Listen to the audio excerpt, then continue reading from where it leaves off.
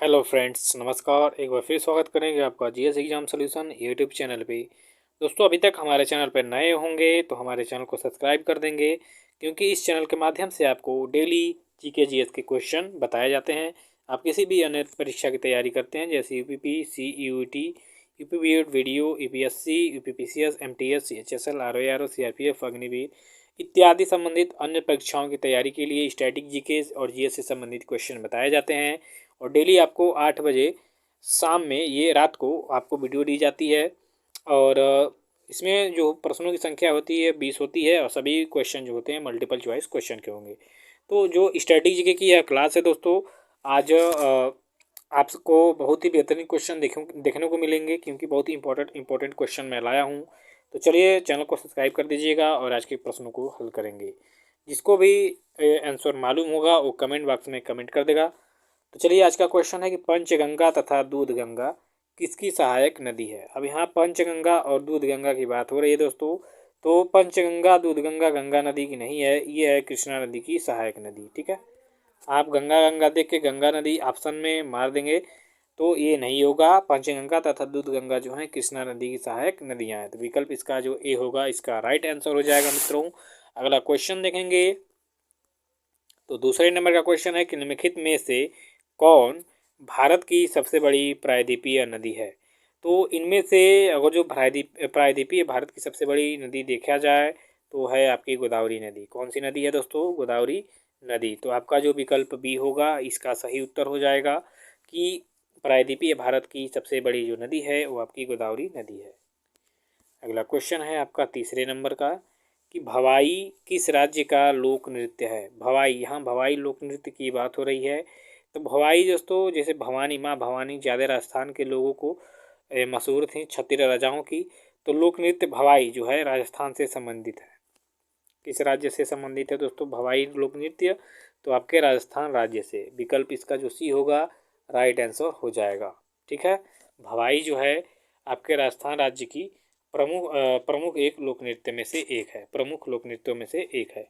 ठीक, तो विकल्प इसका जो सी होगा आपका सही उत्तर हो जाएगा। चलिए, अगला क्वेश्चन देखेंगे चौथे नंबर का।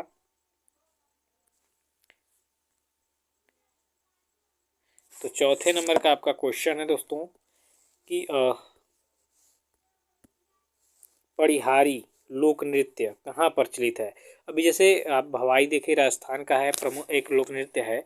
उसी तरह पड़िहारी जो है आपके गुजरात राज्य का एक लोक नृत्य है। ठीक है, गुजरात राज्य का ये नृत्य है पड़िहारी। याद रखिएगा, ये बहुत ही इम्पोर्टेंट क्वेश्चन है जो आपके एग्जाम में आ सकते हैं, किसी भी एग्जाम की तैयारी कर रहे हैं तो पड़िहारी जो लोक नृत्य है ये आपके गुजरात से संबंधित है। अगला है पाँचवें नंबर का क्वेश्चन कि एक राग है मियाँ की मल्हार। गायन क्षेत्र में ये है मियाँ की मल्हार। जो यह राग है इसके रचयिता किसको माना जाता है। तो मियाँ की मल्हार, मियाँ की टोढ़ी, ये जो है ये आपके तानसेन द्वारा रचित राग है। ठीक है, तो तानसेन को आप जानते होंगे क्योंकि यह अकबर के नवरत्नों में से एक थे और प्रसिद्ध संगीतज्ञ थे उस जमाने के। किस जमाने के? आपके मध्यकालीन भारत, मुगल काल में। ठीक है, तो तानसेन जी आपके अकबर के महारत्नों में से एक थे, 9 रत्नों में से एक थे। और ये संगीत से संबंधित संबंध है इनका। और ये मियाँ की मल्हार के रचयिता माने जाते हैं, और मियाँ की टोढ़ी की भी। ठीक है, छठे नंबर का क्वेश्चन है दोस्तों कि कंप्यूटर का मॉनिटर होता है। कंप्यूटर का मॉनिटर क्या होता है दोस्तों? तो यह एक आउटपुट डिवाइस होती है। क्या होती है? Output device. ठीक, तो इसका जो राइट आंसर होगा विकल्प सी हो जाएगा, आउटपुट डिवाइस। विकल्प बी इसका राइट आंसर होगा। कंप्यूटर का मॉनिटर जो होता है वो आपका आउटपुट डिवाइस होता है। 7 नंबर का क्वेश्चन है कि मेमोरी का कौन सा माप सबसे बड़ा है। तो मेमोरी का जो है टेराबाइट। ठीक है, टेराबाइट जो माप है यह सबसे बड़ा है मेमोरी का। ठीक, तो टेराबाइट इसका राइट आंसर हो जाएगा विकल्प सी, टीबी। टीबी अर्थात टेराबाइट। टेराबाइट जो है यह आपके मेमोरी का सबसे बड़ा माप है। अगला क्वेश्चन है दोस्तों 8 नंबर का कि कंप्यूटर का सबसे महत्वपूर्ण भाग कौन सा होता है। तो कंप्यूटर का जो सबसे महत्वपूर्ण भाग होता है मित्रों, वह होता है आपका मॉनिटर। ठीक है, मॉनिटर कंप्यूटर का सबसे महत्वपूर्ण भाग माना जाता है। तो यहाँ आपका राइट आंसर हो जाएगा विकल्प डी, मॉनिटर। चलिए, अगला क्वेश्चन देखेंगे।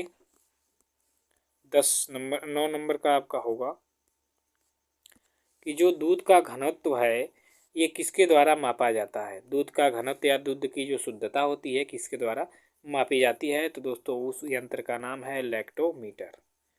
लैक्टोमीटर के माध्यम से आपका दूध का घनत्व या दूध की शुद्धता की जांच की जाती है। आपके क्वेश्चन में ऐसे भी आता है कि दूध की शुद्धता किसके द्वारा मापी जाती है, तो लैक्टोमीटर, या दूध का जो घनत्व है किसके द्वारा मापा जाता है, तो लैक्टोमीटर। ठीक है, दोनों क्वेश्चन एक ही है, एक ही आंसर है इसका, तो आप कंफ्यूज नहीं होंगे कि भाई दूध का घनत्व किससे मापा जाएगा और दूध की शुद्धता किससे मापी जाएगी। तो दूध की शुद्धता या दूध का जो घनत्व होता है लैक्टोमीटर से ही मापा जाता है। अगला क्वेश्चन है 10 नंबर का कि डीजल इंजन का आविष्कार किसने किया था। ठीक है, रुडोल्फ डीजल।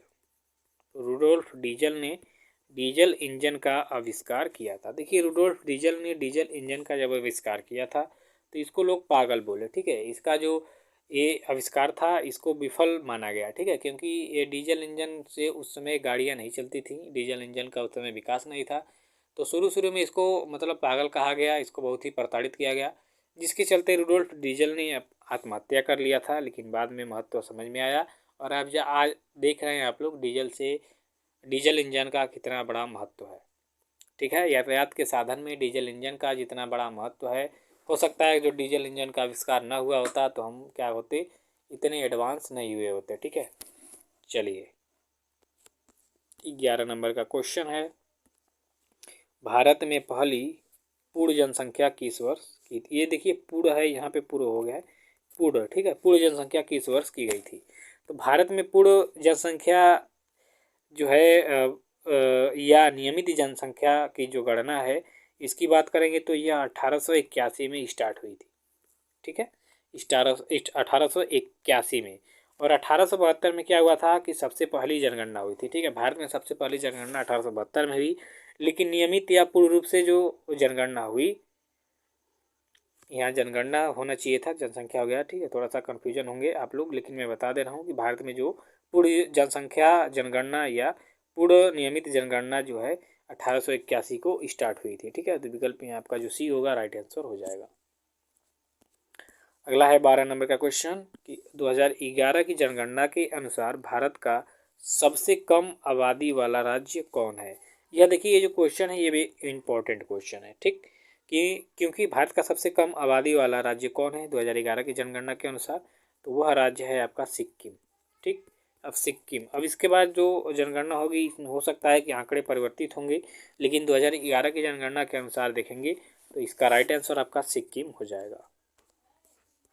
13 नंबर का क्वेश्चन है कि गारो, खासी और जयंतियाँ ये जो जनजाति हैं किस राज्य में निवास करती हैं। अभी देखिए जो गारो खासी जयंतियाँ हैं और गारो खासी जयंतियाँ एक पहाड़ी भी है, यह दोनों चीज़ें जो हैं आपके मेघालय राज्य में स्थित है।